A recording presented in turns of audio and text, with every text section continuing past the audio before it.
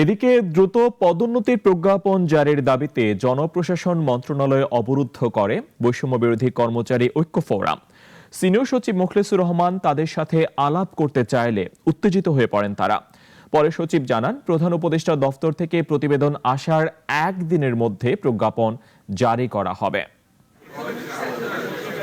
সকাল থেকে জনপ্রশাসন মন্ত্রণালয়ের বারান্দা অবরুদ্ধ করে অবস্থান নিয়ে বিগত সরকারের আমলে বিভিন্ন সময় বঞ্চিত কর্মকর্তারা।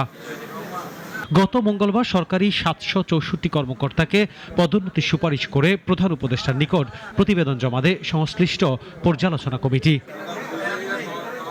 2 কার্যদিবস পেরিয়ে গেলেও প্রজ্ঞাপন জারি না হওয়ায় ক্ষুব্ধ বৈষম্য বিরোধী কর্মচারী ঐক্য ফোরাম। আমরা চাকরি চাচ্ছি না, আমরা কোনো চুক্তিভিত্তিক নিয়োগেরও দাবি করছি না।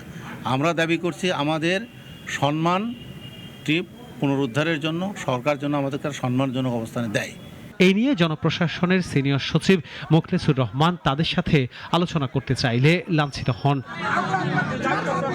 পরে তিনি জানান, সরকার তাদের বিষয়ে আন্তরিক। আমরা যারা চাকরি করি, চাকরি করেছি, চাকরি করব, চাকরির কিছু বিধিবিধান আছে, এটা আমরা হয়তো অনেকে জানি অথবা জানি না, কিন্তু মানতে হবে তো। এর বাইরে আপনার আমার যাওয়ার কোনো সুযোগ নেই। It is a system, it is bureaucracy. তারপরে যাতে হ্যাসেল না হয়, সময় না লাগে, সংক্ষিপ্ত সময় যাতে আমরা আমাদের মন্ত্রণালয়, আবারও বলছি, রিপিট, একদিনের মধ্যে আমাদের মন্ত্রণালয় করে দেবে। তবে দাবি না মেনে নেওয়া পর্যন্ত জনপ্রশাসন মন্ত্রণালয়ের বারান্দা না ছাড়ারও হুমকি দেন তারা।